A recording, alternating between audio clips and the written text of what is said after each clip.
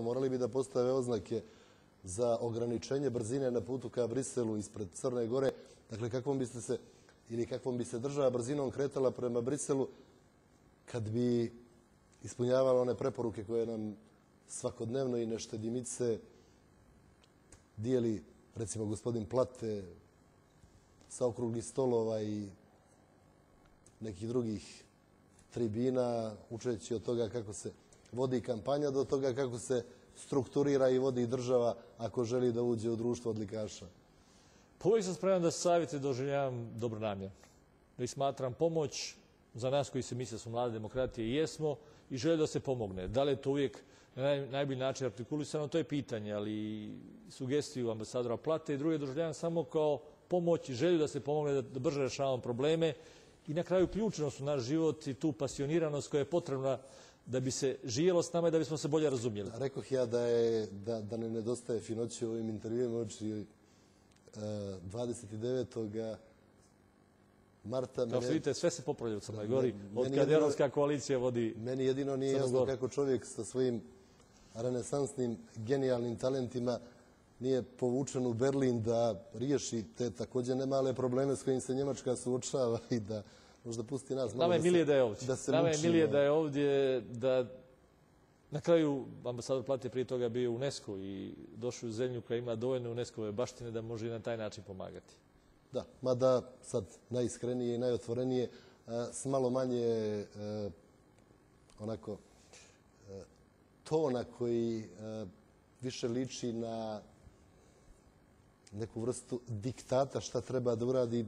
Mislim da nikom ne bi smetalo ko u principu drži do nekog samopoštovanja u Crnoj Gori, ali nebitno, ne bismo mu više davali. Ja moram reći da se, znajući šta je sve Njemačku radila na crnogorskom putu i ka nezavisnosti i ka Europskoj uniji, ambasador Plate za sve nas mora biti Njemačka država u Crnoj Gori. Ne govorim ja o Njemcima i o Njemačkoj državi, nego gospodinu Plate, ugovor što prije nisam govorio o ruskoj državi i o Rusima kao naciji, nego... Novinari lako tu pobrkaju stvari. Vi ne, ali neki drugi lako pobrkaju. Ja ne brkam stvari uopšte, ja dakle znam šta mi kao čovjeku koji drži do svoje zemlje smeta i koristim priliku da to mogu javno da kažem. Vjerujem da bi mnogi da imaju tu šansu kao ja, ali nebitno. Meni je mišljenje slobodnog novinara u Crnoj Gori ne manje važno od mišljenja ambasadora u Crnoj Gori.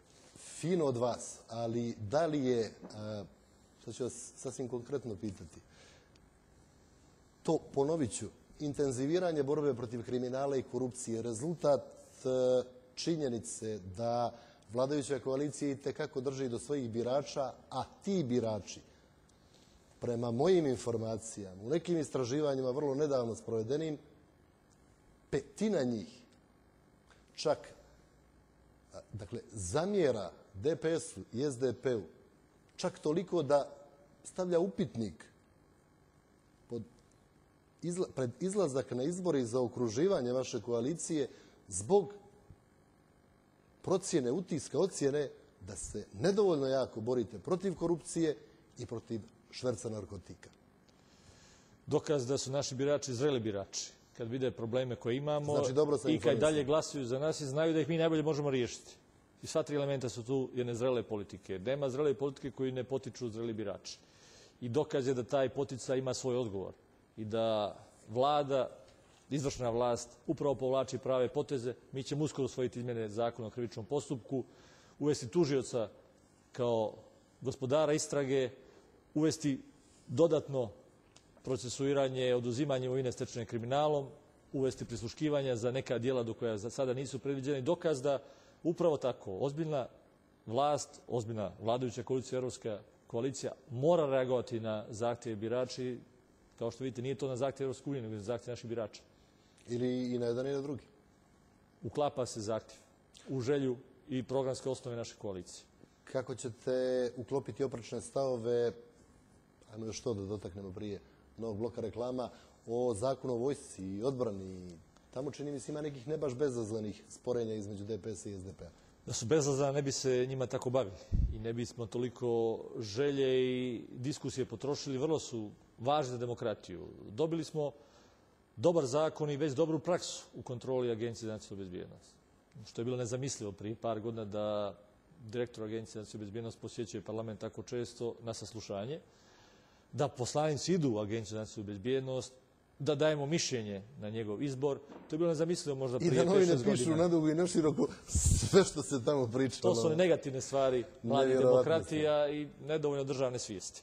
Da se šteta pravi upravo u borbi protiv kriminala i upravo mnogim drugim elementima za koji se formalno zalažu. To su negativne stvari neozbiljnosti, da se shvati da je tim ugroženo ono za što se formalno zalažu. To je borba protiv organizovanog kriminala i korupcije. Nama novinarima bi u principu to trebalo da odgovara, ali bilo je zaista tužnjikavo ovako kad... U Americi se neće desiti da nešto što je tako opasno po nacionalne interese Amerike to objavi neko od ozbiljnih novinara. To se može potkrasti, ali se tu dobro zna mjera što ugrožava nacionalne interese, u ovom slučaju nacionalne interese Crne Gore. Ali će prije svega ozbiljni poslanici ćutati o tome kao ribe. Pa dobro, rekao sam, na onoj liniji gradacije rasta lojalnosti prema državi i shvatanja države kao svoje, ići će rješavanje i ovih problema. To je ta ista linija grešaka koju oni prate, samo su različitim modalitetima. Šta je sa zakonom o vojsci i odbrani?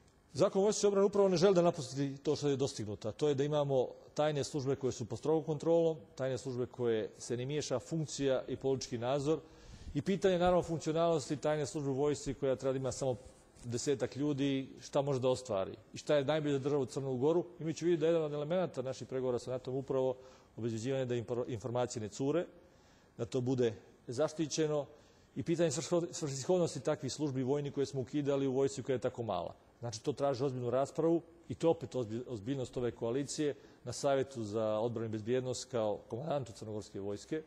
Ćemo raspraviti to pitanje i naći pravi odgovor. Mi mislim iz SDP-a da ovaj model koji je ponuđen ispod svakog kriterijuma demokratske kontrole tako ozbiljne službe, ona čak ima veće nadležnosti nego što ima Agencija za nacionalnu bezbjednost. A spojenost funkcionalnu i političku i nikakvu demokratsku kontrolu. Tako da sve to traži odgovore i zrela politika ne može formirati institucije dok ne utemelji ih u principima i dok ne obezbijedi da to napravi dalji korak u zaštiti nacionalnih, odnosno državnih interesa Crne Gore. Reklame pa treći posljednji blok. Dopunili ste prepaid kredit. Redovno plaćate postpaid račun. Neka igre počnu. Osvojite Rim zajedno sa našim vaterpolistima. MTEL. Imate prijatelj. Pretpostavljam vi nećete preko MTEL-a za Rim da navijate za vaterpoliste, nego... Nije isključeno da svakako će biti tamo, ali što znam, možda me pogodi, ne koristim MTEL mrežu, možda neko od moje djece dobije tu nagradu pa me vodi tamo. Htio sam reći da nećete možda po službenoj dužnosti kao eventualno i u tom trenutku, dakle sredinom jula, nosilac neke državne funkcije ukoliko pobijedite na izborima, o državnom trošku ići da navijate ili o svom? Pa ja vam kažem, kada predstavljate državu, a po sili Ustava ja je moram predstavljati i kada sam imao priliku da i predsjednik Tadić i ja zajedno pratimo finale u Malagi predstavljajući svoje države. On državu Srbiju, ja državu Crnu Goru. Tu se neke anegdote još prepričavaju, ali 13. jula, ovo nije emisija tog profila. Ne, ali svakako to rade svi. Kad državu predstavljate, bitno je, kao što oni predstavljaju državnu reprezentaciju, tako mi predstavljamo državu u tom trenutku i zavisno od modaliteta. Uvijek iskoristimo to za mnoge druge stvari i uvijek se obave kontakti. Sa Italijom imamo sve frekventne odnose, a parlament ih je prvi otvorio 2005. godine kad je predsjednik Casini došao, pa onda je uzvratno krenuo tu priču. Sada vidite dolazi premijer Italije. Ti dobri odnosi sa Italijom kad je recimo posrijedi ono što radi Franco Frattini, ministar spoljnih poslova Italije, koji se obratio juče pismom zajedno sa slovenačkim kolegom Briselu s otvorenom podrškom širenju Europske unije na Crnu Goru su super, ali kad su sve frekventni odnosi, pa je sadržaj te definicije dolazak gospodina Berlusconija 16. a mnogi se pitaju da li i 28. na utakmicu Italija-Crna Gora, tu sad nisam siguran da su baš ni srećni zbog toga. Tu nije dobro da dođe. Mi ćemo pobijediti, ne bilo baš u dobrim uticajima na odnos između Italije i Crne Gore, da ih pobjedimo baš pred njihovim premijerom. A u principu, koliko se sjećam, kad smo u nekim drugim situacijama pominjali optimizam po službenoj dužnosti. Niste se baš najpohvalnije izrazili o tome. Bojim se da je sad prijetiti Italijanima.